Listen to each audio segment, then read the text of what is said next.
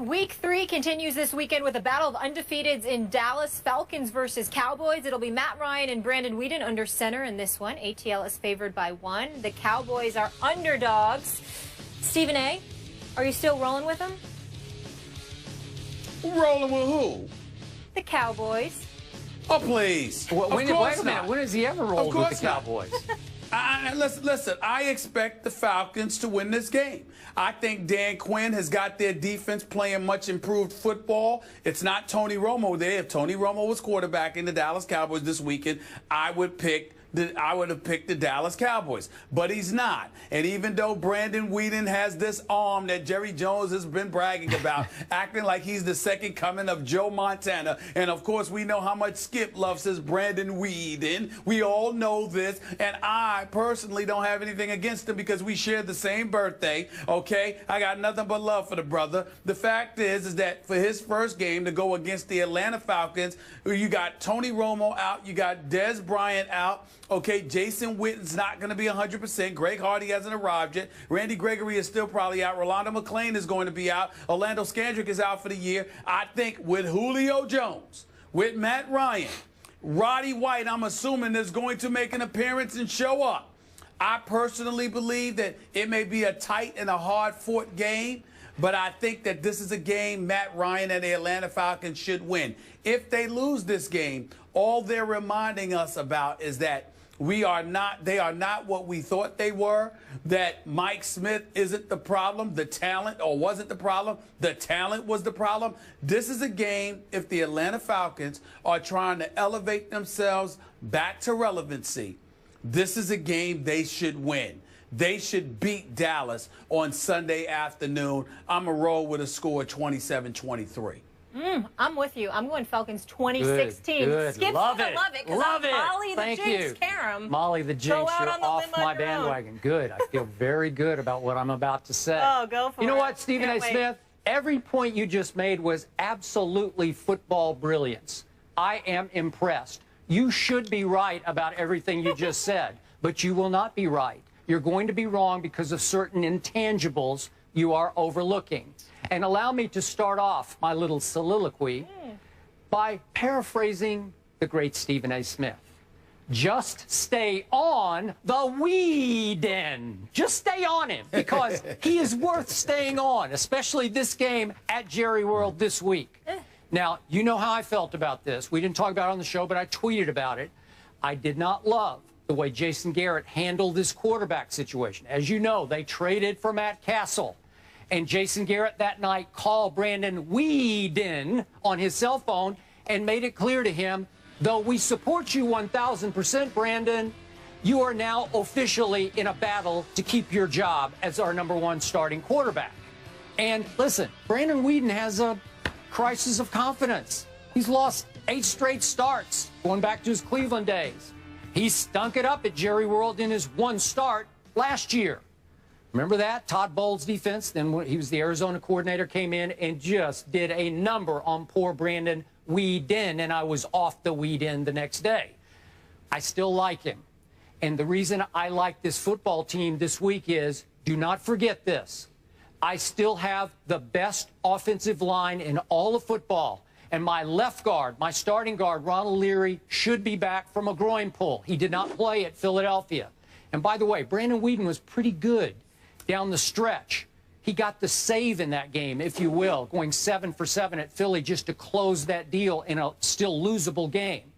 He's playing behind that line, and he's going to be supported by what I still think is the most underrated defense in all of football, coached by Rod Marinelli, who is doing an extraordinarily spectacular job in the shadows. I don't hear him get much credit. He is working minor miracles by the week. He's working wonders with this defense that continues to play at a high level without a lot of its stars, who reinforcements on the way. 1 more week, and they're all starting to come back. So I still like my defense, and I love my offensive line, which brings me to my conclusion for this game.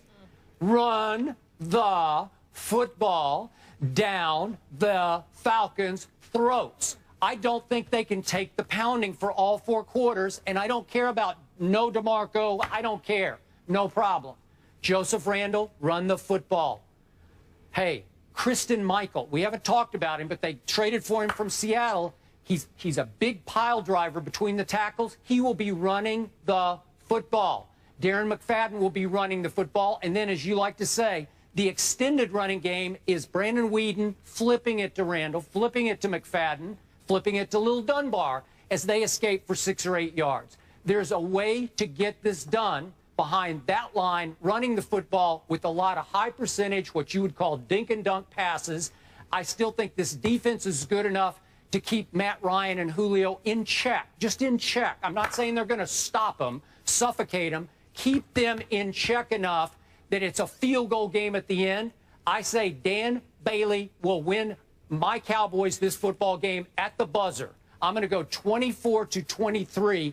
Dallas Cowboys in a huge upset against all odds, 24-23. And I want to thank Molly backed up against for the picking wall. Atlanta, because she's really out on the limb with that pick. That's first of all, I believe in Matty Ice and Dan Quinn. Yeah, I know. He's taking shots already, Stephen A. Where are you when I need you?